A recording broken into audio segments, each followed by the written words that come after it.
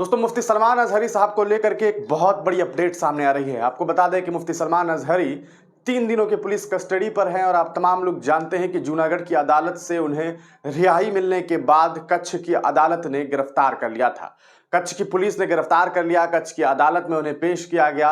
वहां पर मुफ्ती साहब के वकील ने तमाम कोशिशें की कि उन्हें बेल मिल जाए पिछले फैसले के मुताबिक, लेकिन ऐसा नहीं हुआ। उन्हें वहां से बेल नहीं दिया गया और कच्छ की अदालत ने मुफ्ती सलमान अजहरी को 3 दिनों की पुलिस कस्टडी पर रख लिया। इस दरमियान यह भी देखा गया कि अगले ही दिन मौलाना तौकीर रजा, जो कि कहीं ना कहीं मुसलमानों की आवाज बन करके जेल भरो आंदोलन की बात कर रहे थे, वो जब जेल में अपने आप को हिरासत में देने के लिए जा रहे थे, इसी दरमियान उन्हें पुलिस ने डिटेन कर लिया। उससे पहले आपने देखा कि उत्तराखंड के हल्द्वानी में किस तरह से घटना हुई और वहां पर 6 मुस्लिम नौजवानों को और एक उसमें बुजुर्ग शख्स भी थे, उन तमाम लोगों को गोलियों से भून दिया गया और उनकी मौत हो गई है। और अब जो सबसे बड़ी खबर सामने आ रही है वो मुफ्ती सलमान अजहरी को लेकर यह कि मुफ्ती सलमान अजहरी की मुश्किलें कम होने की नाम नहीं ले रही है, मुश्किलें कम होने का नाम नहीं ले रही है। बड़ी खबर यह है कि मुफ्ती सलमान अजहरी के ऊपर गुजरात के अरावली डिस्ट्रिक्ट के मोडासा में तीसरा केस भी कर दिया गया है।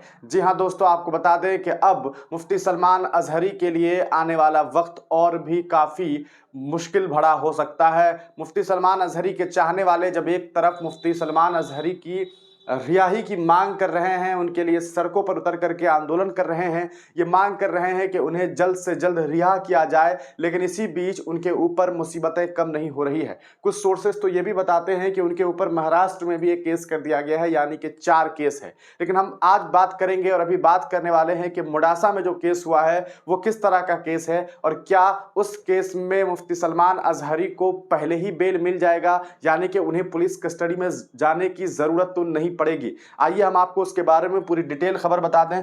ये मामला जो है वो एक बार फिर से कहीं ना कहीं सामने आने वाला है। ये आप देख सकते हैं कि आप ट्विटर पर हिंदुस्तानी मीडिया को फॉलो भी कर सकते हैं। हिंदुस्तानी मीडिया पर हमने पहले इसकी जानकारी दे दी है कि 3rd hate speech case filed against Mufti Salman Azhari in Gujarat. जी हाँ, तीसरा केस जो है उनके ऊपर दर्ज किया गया है और ये केस जो है वो किस तरह से हुआ है ये हम आपको बता दें।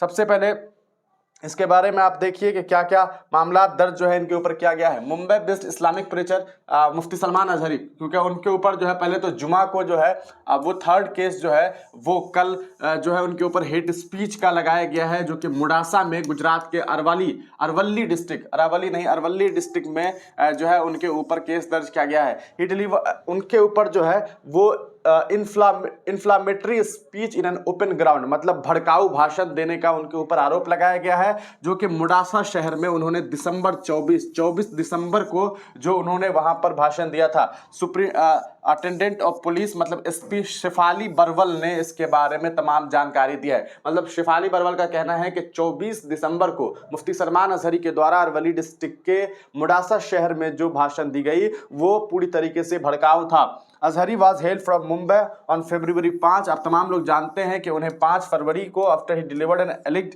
हेट स्पीच, 5 फरवरी को उन्हें हेट स्पीच के नाम पर जो है B division police station limit ने जूनागढ़ उन्हें लेकर के वो 31 को पहुंचे थे। बाद में कच्छ की अदालत ने east police registered first information, Kutch में जो है ईस्ट पुलिस रजिस्टर्ड पहला FIR करती है और उसके बाद उन्हें अरेस्ट किया जाता है फरवरी 8 तारीख को।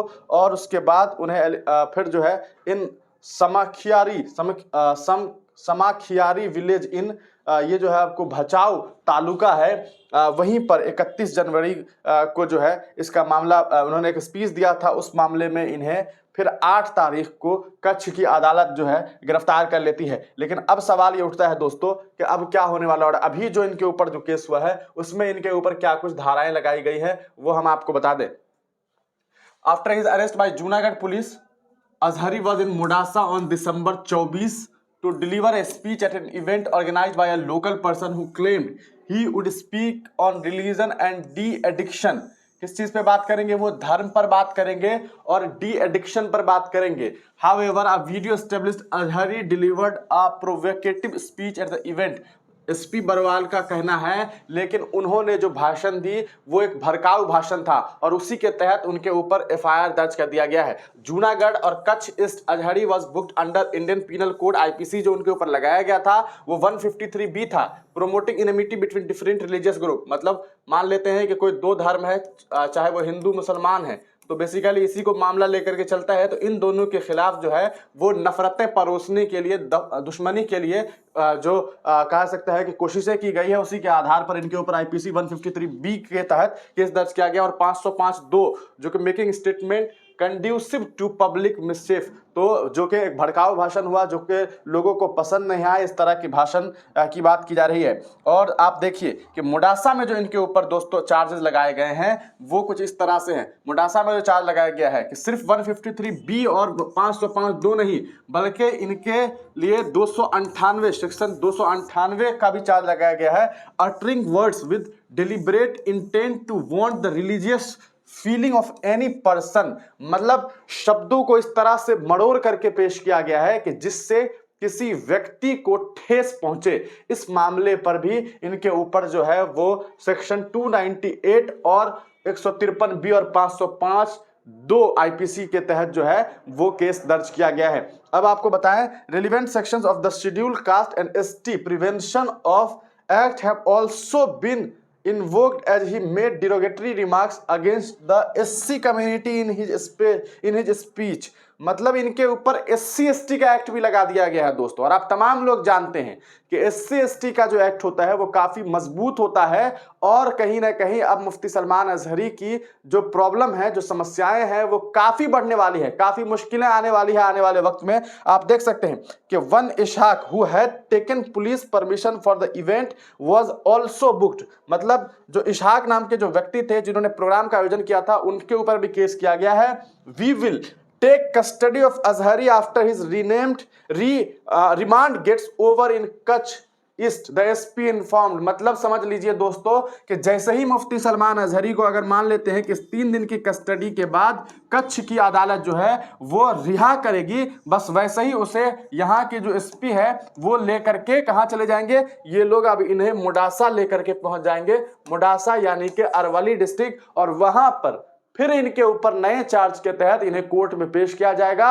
और अगली बार ये मुमकिन है कि मुफ्ती सलमान अजहरी के लिए मुश्किलें और बढ़ने वाली है, क्योंकि इस बार जो है इनके ऊपर 505(2) तो है ही, 153B तो है ही, साथ ही साथ 298 आईपीसी सेक्शन लगाया गया है। और एक जो बहुत बड़ा कहा सकता है वो SC/ST के दलित समुदाय के खिलाफ इन्होंने कुछ ऐसे शब्दों का इस्तेमाल किया है जिससे दलित समुदाय को ठेस पहुंचा है। तो ये तमाम के तमाम जो अब मामलात हैं वो अब सामने आ रहे हैं। दूसरी तरफ आपको बता दें दोस्तों कि महाराष्ट्र में यानी कि मुंबई में जो है एक और केस दर्ज हुआ है। यहां पर भी मुफ्ती सलमान अजहरी को लेकर के अभी तक कोई गिरफ्तारी की बात सामने नहीं आई है, लेकिन मुमकिन है कि आने वाले वक्त में यहां पर भी इस तरह के मामलात जो है वो आने वाले वक्त में सामने आ जाए। और तीसरी जो सबसे अहम चीज है वो ये कि मुफ्ती सलमान अजहरी को लेकर के अब उनके टेरर एंगल को लेकर के जांच पड़ताल शुरू हो गई है कि क्या वो आतंक की गतिविधि में शामिल थे। तो इन तमाम मुसीबतों के बीच